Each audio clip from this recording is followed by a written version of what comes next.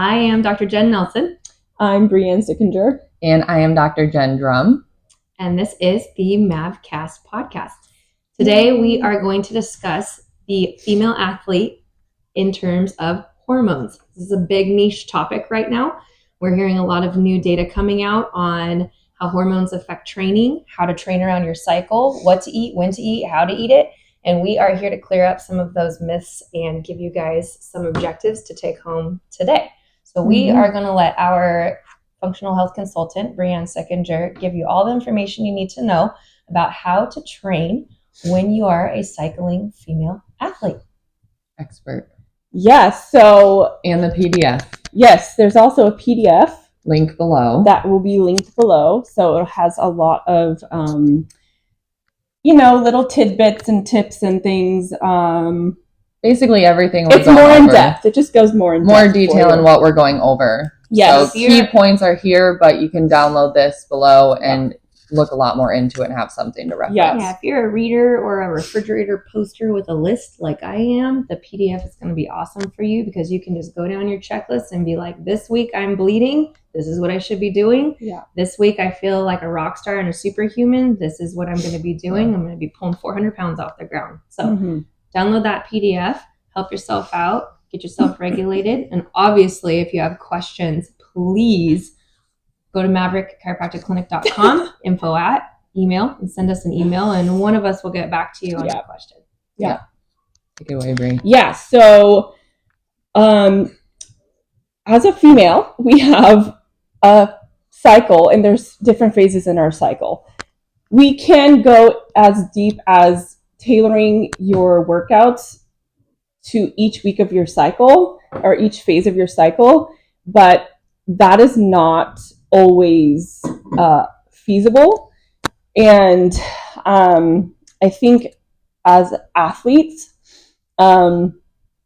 we have so much discipline and we have so much drive, and we don't always listen to our bodies, and so we sort of forget that they are the vehicle that gets us doing what we're going to do. And that hormones really drive everything for us, as far as how we feel, how we're performing, bloating, cravings, things like that, brain fog. And so because it's not always manageable to tailor our workouts per the phase of our cycle that we're in, it's really important to focus on your nutrition, obviously, huge, fueling our bodies. Also, replacing minerals, because as we go on throughout our day, our minerals are being depleted, regardless if we're working out or not already. So what depletes our minerals? Peeing, pooping, sweating, any other type of stressors in our lives. Stressing, any stress. Right. Yeah, any stress that's going on in the life at the moment. And then if we're active, depending on, how active you are, it doesn't matter. You're depleting them even more. So it's very important to replenish minerals, because minerals are the spark plugs to our cells, and our cells do everything for us. What is an example of a mineral? Like, because we know what vitamins are, right? Vitamin C, vitamin D, vitamin E, but what is a mineral? Yeah, so potassium, sodium, chloride, magnesium is another huge one.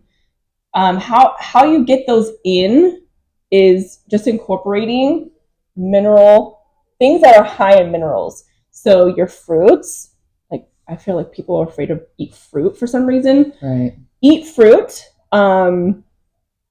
Put salt in your water bottle at least once a day, especially during your workout.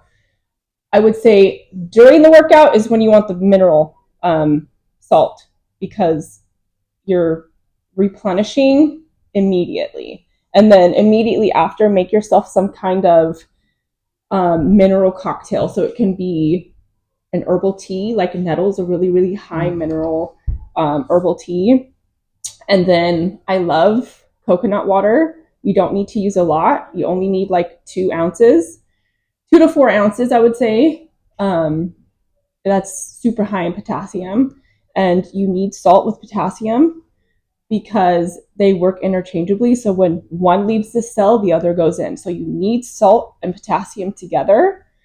And then, what is your morning hydration routine? Because I know that you have a specific drink that you make in the morning. What is that recipe? Yeah. So because by the way, Bree is like insane athlete here, right? So she's figured this out. Yes, we're talking Spartan trifecta. I've worked it on myself. Runners, like puts everyone to shame. Soccer, cheerleading, dance, gymnastics, swimming. I mean, like hydration is huge for me. That's a huge part of my life and my regimen.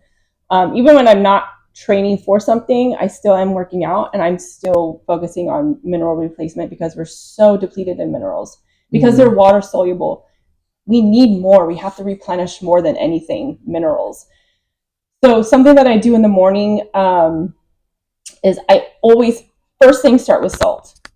Warm water, pinch of salt. Baja Gold is my favorite Celtic sea salt. And then I have lemon. I actually do lemon, ginger, turmeric, and garlic. I juice it, put it in warm water, and then add salt. So that's what I drink first thing. And then throughout the day, I have different herbal tea infused jars. And then I use coconut water. Immediately after my workouts, I use coconut water, salt, and I'll use one of those tea infusements. And I always put a pinch of sea salt in my water bottle when I work out or when I go running. It's always in my water bottle that I bring with me. So we use Baja Gold instead of some of these electrolyte formulas, which are okay. The electrolyte formulas are okay. Yeah. But the big problem with the electrolyte formulas is the stevia, correct? Because of the gut health? The stevia has been shown to be just like another artificial sweetener at this point. So it drives blood sugar and it messes up the gut, messes up the hormones. I just read something too that said it's like in a CE course, it said, I don't know if it's 200 or 400 times more sweet than sugar too. So you're getting your body used to, you know what I mean? An exaggerated, you're spiking your blood sugar without unnecessarily. It's okay to without the substance. Without the calories. Exactly. Blood sugar spikes are part of our one of our systems in our bodies, and it's normal, but you don't want to be spiking blood sugar unnecessarily and without a substance to attach insulin to, like protein. Correct. Yeah. Okay. Yeah. So, but also it's the ingredients. It's where it's sourced. Right. It's the type of salt that's being used. Because you like the Celtic. Yes, because it is super high in mineral count. It's also been tested for microplastics, so you're not getting heavy metals and things like that. Right.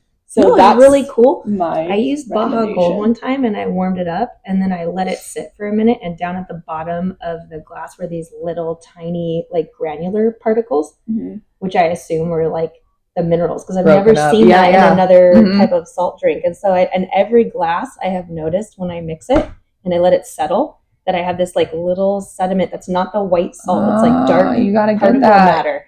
It's pretty cool. You gotta switch that around and get all that. I do. Yeah. But it was so interesting because I'd never seen that in like regular processed salt. Like your white salt is your processed salt, though it has iodine in it, which can be good for the thyroid, for another podcast. Right. But yeah, the Celtic sea salt. Okay, we tapped on blood sugar. Yes, we need to hit blood sugar super hard. Yes, blood sugar is okay. So blood sugar is the thing that will just completely screw up your hormones. So if your blood sugar's spiking, stay away from the cookies, guys. And your energy levels will mess with your energy levels, right? If your blood sugar's up and down all day. Yeah, well, you'll crash at some point, right? If your your blood sugar is being sustained by what? Sugar, carbs. Not all you carbs not are bad. Eating, not all carbs you are bad. have to eat. She's talking to me. Okay? She's talking to me. If you want to continue having an athletic lifestyle without screwing up your hormones, you have to eat. The fasting ladies, it's out. We're done. Does not make you thin. Makes you unhealthy. You cannot fast before your workouts, especially if they're high intensity workouts. If you want to go to a yoga class and fast, that's one thing. Still, don't do it. But you cannot do your workouts fasted anymore if you expect to later on not have your hormones completely turn on you. Guys, muscle isn't built off of nothing. No, you cannot build muscle to fuel your body. And you know how you burn hormones fat? Need nutrients. You have muscle. Muscle burns fat. Right. You don't burn fat into nothing. Muscle is going to be the thing to burn fat. Yes. Muscle's built off of amino acids. Yes. Amino acids come from protein. Yes. It's this really amazing thing. If you eat protein, you get amino acids to build muscle. You lift weights, you build that amino acid structure, and now you have muscles. And those muscles burn the body fat off. And those muscles are what's going to keep you from experiencing insulin resistance later on. And as well, risk and weakness as we age and balance issues. And let me tell you, my women in here who are going through menopause, who are lifting weights, who have muscle, that menopause is not even hardly affecting them because their bodies are built for longevity. Yeah. And we have all cycled through the bodybuilding arena at some point, bikini modeling, figure competition, stuff like that. And I will tell you, those diets those girls are eating, and they are shredded. They are eating so much food. 6 meals, 7 meals a day. Each meal has protein, vegetables, and a little bit of carbohydrate. They're probably hitting around 2,500 calories, maybe minimum. Yeah. They're training hard. Yes. 100 grams of protein per day on average. That's for like an average woman. Mm-hmm. That's not including an athletic woman. That's like an average woman. So let me add something about fasting. Yeah. Because I don't really know as much about hormones as these guys at all. With the fasting, are you saying specifically do not work out in a fasted state? Or are you saying fasting in general is bad because, there's the whole fast, clear out your system, your body goes into different processes when you're fasting, like a lot of detoxing stuff that we need here and there, right? So just like for people who are listening, when you say don't fast, are you saying at all in general? Or are you saying around the workouts or certain points in the cycle are worse or better? Yeah, so that number 3. It's certain parts of the cycle. Certain part of your cycle, there's more benefit to fasting than other parts of your cycle. Which would be when? Which would be during your ovulatory stage. So after your bleed, so those 2 weeks following the bleed are safer for you to fast, but it cannot be excessive fasting. Right. But if someone wants to do half a day or a day and just let it clear out, do you think that's... Yes, as long as you're not doing a high intensity workout. Okay. Yeah. That's extra stress. That's more cortisol. Right. So that would be your walking day. Yes. You're going to fast be your walking day. That's like yoga day. That's like your active recovery. If you want to do a little fasting, that's fine. But make sure you still want to make sure you're replenishing minerals. Right. You can drink tea, things like that. But like the whole fasting thing for women is like another whole other episode. Okay. Yeah. Right. You have to remember, guys, when you are not doing anything as a woman, your body is cycling hormones on rapid fire. And we as women all know, because a lot of us are married, that women's brains are constantly on the go. You have to understand that stress hormone, cortisol, requires you to have energy so you are not depleting it from other places, which means you have to feed the system. And it is okay to eat. And 100 grams of protein sounds like a lot. When you break it down, one protein shake is going to give you somewhere between 27 and 36 grams of protein. One protein shake. One egg is going to be 9 grams of protein. a lot of us will eat 3 eggs in the morning, which sounds like a lot, but it's really not in terms of your protein content. 20 to 30 grams in the morning. Or your vitamin content in your egg. So the other thing is that a lot of people will stop eating animal products because of this fear of cholesterol. Let's clarify right now. Oh my gosh. That's another podcast. Eating cholesterol does not make your cholesterol higher. And we're going to leave it at that because we're going to use that for another podcast. So stay tuned. Follow along. Because cholesterol is going to be another topic for us. Oh, yeah. Okay. It's coming. It's coming. If you're eating protein and eggs, all this stuff, like, you can eat as much as you want and you're never going to get fat from eggs and protein. Like, it's clean food. Literally eat as much as you want. It's not the animal produce, guys. It's not. We have opinions. Okay. Back to insulin. Well, we'll dive deeper into that one for you guys. Oh, so controversial. Okay. Yeah, so 100 grams daily on average for women when it comes to protein. More if you're an athlete.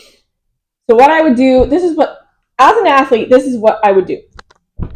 Wake up, hydrate, protein, coffee, workout. Pinch of salt in my water, do my workout, come home, replenish minerals, protein.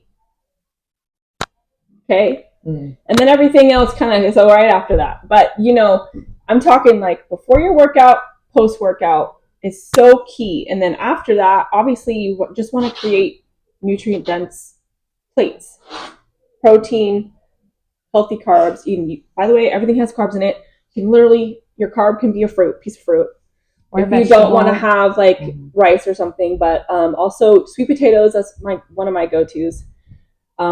I personally stay away from like rice and pasta and things like that. I eat sweet potatoes if I want to have a heavier carb. Otherwise, I'm getting my carbs from fruit. Kiwi, super high in vitamin C, great for after a workout. And your soccer players that do your orange slices at halftime, way to go, Grandma. You guys figured that one out a long time ago. Yeah. Protein, healthy fat. So you can have like an avocado. You can actually put everything on your plate and then drizzle olive oil on it. That also is great. Some sort of carb, and then you can do, fiber. You can also get fiber from fruit, or you can just put on your plate some kidney beans or some black beans or something like that. So you're talking a pre-workout protein and hydration, post-workout protein and hydration. That's key. Then following that, it's literally that's how you build your plates around your protein. Yeah. You add in your don't buy and try to eat protein out of a freaking Larry's protein cookie. Oh no! These protein real carbs, food. These protein things, like that's exactly it. You need real food. Yes. Your body is organic. Yes. So the more you're eating that is in processed its organic original state, the more it's going to assimilate into your body. It's like these protein drinks, all these supplements and pre-workouts. Blood sugar. If you have proper nutrition and you're eating this way, you don't need to spend all this money on supplements and make the protein in cookies and muffins and it's garbage. You don't even protein powder. You don't. You need good food. It's man-made. Yeah. It's not real food. Yeah. Food. I can always suggest some really great brands of protein that if I were to use protein powder, I would. Not that you can't, but you get it from food is better. Yes, get it from food is always better. Real food. We're talking optimal. Now, we all work different hours in the day. Bree was a stay-at-home mom before she got into this position. So our workout schedules all look different. We all work out at different times of the day. And so we're speaking optimally. This is like if everything was perfect in your life and you could design your schedule exactly the way you wanted it to, this would be the case. However, I work out at 3:00 in the afternoon. I still will run that same cycle. I will have a lunch. I will be hydrated. I go into my 3:00 workout. My dinner is full of protein. And the reason we keep hounding this blood sugar issue is because when cortisol is running your body, it doesn't allow you to recover from your workouts, which means every time you work out, you are having some sort of breakdown, and that breakdown is stacking the cards against you. All of a sudden, you're getting overuse injuries. You're having these weird, awkward pains. You're working out, but you're not losing any weight. Why is it happening? Because cortisol is going to keep us in a state of fight or flight. Fight or flight is a retention state, retaining water, retaining body fat, because it's a protective state. It also is inflammatory. Joints will inflame, your brain will inflame. All of that, because of high cortisol, because our insulin keeps feeding that cortisol, does not allow us to recover, to do the workout the next day. Your body becomes cortisol dependent. So tell them what cortisol is, first of all. You guys, again, I'm the ignorant one. Cortisol is your stress hormone. And this is related to insulin, blood sugar, and workouts. How? It's that feeling of like when you're going, it feels like adrenaline. But chronic cortisol is that my head is spinning, I lay down to go to bed and I can't really sleep. I feel like I got to go all the time. That is chronic cortisol. You get that layer of belly fat in that ring, the muffin top. That is cortisol. You get that fatigue at 3:00 in the afternoon where you're just like, oh my God, if I could lay down and take a nap, I totally would do it right now. High cortisol, unmanaged cortisol. Or if you're waking up in the middle of the night, 3 a.m. and you can't go back to sleep, cortisol. So what is causing that? Like the workouts increase your cortisol? Workout is, Just when stress, you work out, your body secretes cortisol, which is a stress hormone. Right. So any type of stress that your body physical, endures, emotional, mental, nutritional, if your body feels like it's in survival mode for any reason, it's going to higher your cortisol, right. and blood sugar is at the root of that. It will feed it. It's food. So cortisol, we were built to run from bears. We no longer live in a time where we're running from bears anymore. But our industrialized society keeps us going. You got to be the best. You got to get up at 5:00 every morning. You got to sleep only 3 hours. You should be working 4 hours a day and making millions. Why aren't you doing that? You're not on track with the last 18-year-old video gamer who's making millions. That causes us to be like, ah! Even saying that, I feel very like agitated, and my heart rate is now over at time 80 beats per minute because so having that over time, that sense and that need to run, that starving out because you don't have time to eat, that training 7 days a week at high intensity paces, not sleeping because you're getting after it or whatever the reason is. There's no badge for not sleeping, guys. There's no caffeine. Lots of caffeine, lots of sugar. If you're just dumping caffeine in your body, it's the worst thing. So basically, if an athlete is doing these things, caffeine, high stress, they're going to be recovering less efficiently. All of these things are going to be off. Yeah. Can you connect that to the blood sugar specifically? Like as far as, so when there's these big blood sugar drops, how that affects the cortisol? It's because glucose is feeding cortisol, so cortisol can keep us in fight or flight. In order for us to run away from a bear, we have to have glucose. It's going to start that glucose is going to start letting our insulin response say, hey, well, you're always going to be up, so I'm going to stay up. So now we've got insulin. And then your adrenals start coming into it, and the adrenals start getting burnt out. Right. So if your insulin is always up, because your body's requiring it to be up, but you're not actually feeding the system and you're not allowing that downtime for that to happen. Your body just adapts to that. That is your normal cycle. Yeah. And then as we function on high cortisol, our insulin will stay high to support that. And then we start having other symptoms, inflammation, brain fog, poor sleep patterns, body fat composition changes, et cetera, et cetera, et cetera. And in an athlete, this is all exaggerated. And in an athlete, they're already stressing their physical body. And it also shows us in our menstrual cycle. Yes, which a lot of things. Tell us what a menstrual cycle would look like. Tell us. No, you tell us. Through menstrual cycle or menstrual cycle, what is going on with your stress hormone, insulin, so blood sugar fluctuations. What would we see like in a menstrual cycle? What would we see? Well, let me just pull up my handy dandy PDF. It has red flags. Red flags. Missing or unpredictable periods, heavy bleeding, life disrupting pain, body Would you like to raise your hand? Spotting in between periods. Okay, but like the 2 days before is pretty normal. But in between, I'm saying like in between, you got like a week before your period starts and you're spotting. Okay. Not normal. Severe mood swings, anxiety, depression, crippling fatigue, and I would also throw in like brain fog, hair loss or hair growth. Ladies, anyone got a mustache? If you're getting your face waxed, hormones. Period. What did you say? I said anyone got a mustache? Yeah, for real. Do you have a mustache? I am playing. Let me tell you, it's your hormones. Period, flow, colors. Okay, that matters. Oh, the brown spots on your face too. The melasma.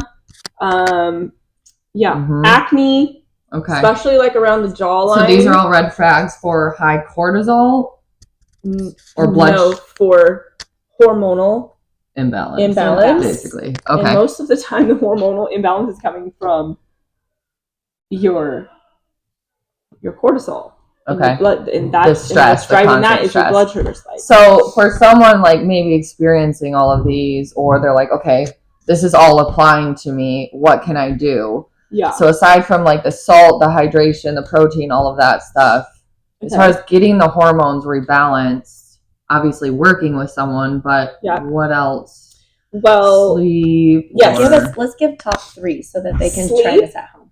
Okay, so recovery. Yeah. Okay. Recovery is going to be very important if you're, again, not able to sync your workout schedule with your cycle. Recovery has has a nutritional factor to it. Right. Nutrition, hydration, your nervous system. Mm-hmm. So I would say like immediately after you do like a high intensity workout, lay down on the floor with your feet up on the wall and breathe. Or roll out and do something that calms your nervous system. Especially for if you're doing, like I said, high intensity, or if you're doing long runs or something, you have to calm the nervous system down. Mm-hmm. And that's not just a physical thing, that's the way you think. Yeah. Because stress is perceived, a lot of it. Like the physical stress of the workout is stress, but you also have a lot of your stress that is perceived. Like you can go through the same things in your day and not be in a completely stressful state and then hold that in your body. So a lot of it, like all this stuff is around stress, sleep, recovery. But when your nervous system is running on go, fight or flight way too much, that's going to add tension, physical tension in your body. You're going to be thinking all the time. You're going to be in your head all your time. So that's basically, is that what you're saying? Like just getting yourself out of that mentally as well. I would say exactly. Because your physical body can't get in a recovery mode. And this is something I've been working a lot with patients on, is if you want to recover and heal, and you have tension in your body, not just in your muscles, but like in your gut, around your organs, your fascia. Jaw. Your fascia is a uniform tension. So if you're tense up here, you're tense everywhere. Yes. Tension indicates lack of blood flow. Yes. To your organs, all these things that right. So when you are more physically relaxed, which you're physically relaxed when you're mentally relaxed, you get more blood flow to the organs, and that changes the function of your organs. So mental and physical stress, when you relieve that and you're physically relaxed, you get good blood flow, you can actually start to heal and recover. But it's only in that state, when you're in your like resting parasympathetic state, that you're going to recover, as well as like Rhea was saying, the minerals and all of that stuff, the things you're putting in. Because that also is a form of stress management, when you're giving your body what it needs to recover, feel safe. Basically. And that's not starving it. Not running from a bear. Or depleting it. And keeping it depleted. And that's another great point, is having body work done. Like that's another form of like nervous system work or stress management, is seeing a chiropractor who is very knowledgeable with working with the nervous system. Also massage. You know, those kinds of things. So those are like post workout, or you just rolling out and stretching. Like go lay on your floor and move your body in a way that feels safe, and do some diaphragmatic breathing, and that's gonna help. Yeah, and that would be like your immediate post workout is the foam rolling or the breathing, feet up on the wall, and really just like coming back to your body awareness throughout the day. Exactly, because you have to come back to your body and calm it down. It's safe. You know, you were just running from a bear, right? During your workout, and now you're safe. Mm-hmm. You're reminded it's safe, and then go get your body work done. Okay? Yeah. Okay. And you'll be good. You'll be good. Feet up on the wall after a workout. Sleep is the other one. Mm-hmm. Yes. Nutrition. Sleep is you can't. Guys, lack of sleep is not sexy. You don't get a reward for it. No. It's not sexy. No. It's the unsexy stuff that makes you sexy. So it's all right to sleep. Also, what's not sexy is waking up in the morning and not being hungry. That's not a flex. That's out. That's out. Yeah, it's out. That means your hunger hormones, your hunger cues, are not working. That's not a good thing. If anything, you should be ravenous when you wake up, and you should get a gold star for napping. Yes, exactly. We're giving out gold stars here at Mav. Okay. You guys who's taking a nap? Who's taking a nap? Who's eating breakfast? We want to know. We'll give you a gold star. You're going to get something. We'll tag you. You're going to get something. Yeah. All right. Give us our Leave third us a one. comment. Give us our third one for recovery. Was that it? Sleep. Oh. Feet up on the wall after a workout. Nutrition, hydration. Yeah. Okay. Nutrition, hydration, nervous system, supplements. If you are trying to support the body, I would say number one, support the liver, especially for a woman athlete. What would support the liver? What's the easiest thing to do to support the liver? I love Tudka for the liver. I love Tudka. Tudka. With a U. Tudka. And the castor oil liver pack. Yes, castor oil over liver with a pack, a wool pack.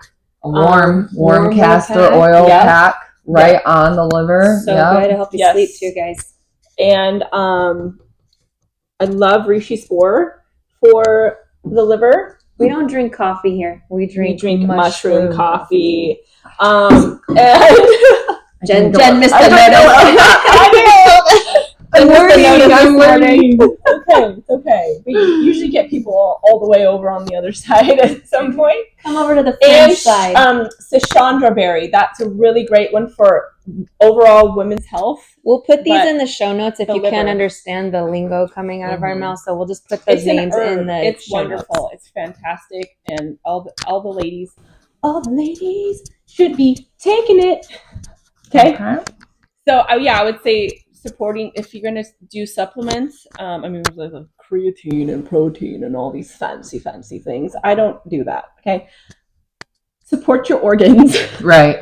They're taking a hit. And if anything, if you're taking all these other supplements, they're taking even more of a hit because they don't know how to convert and process these man-made powders. Okay. Yeah. I know. Come at me. Organic. Go with everything. I will go toes. Let me support the liver though. Let me sum that up. If you are on supplements, you need to have your labs done to make sure those supplements are relevant to what you need. Right. If you are a female athlete who is cycling, you definitely need to have your hormones tested, including your thyroid, and we can get into details at another podcast, because you need extra support from somebody who is not training, especially as a cycling female. These tactics we're giving you are just some low-hanging fruit basics that we want you guys to hit every single day, on top of having your labs done to make sure your internal function is supporting your goals and your athletics. Mm-hmm. Making sure you're sleeping, support your liver so your liver can function with your hormones. Find those points of low stress where you can put your feet up on the wall or foam roll or get your body work done or just breathe. Find those times where cortisol is high, bring it down. Yeah. Regulate your blood sugar, get your protein in, eat first thing in the morning, and stay hydrated all day. And if you don't know if you're doing this stuff, this is what we're here for. We're local to San Diego, but we will literally give this advice to anybody who calls and asks. So please do not hesitate to reach out to us if you have questions. Yeah. First, download this PDF off the show notes and the link in the bottom, and make sure you subscribe to this channel because we are going to go in depth at all of these myths to help you guys get healthier.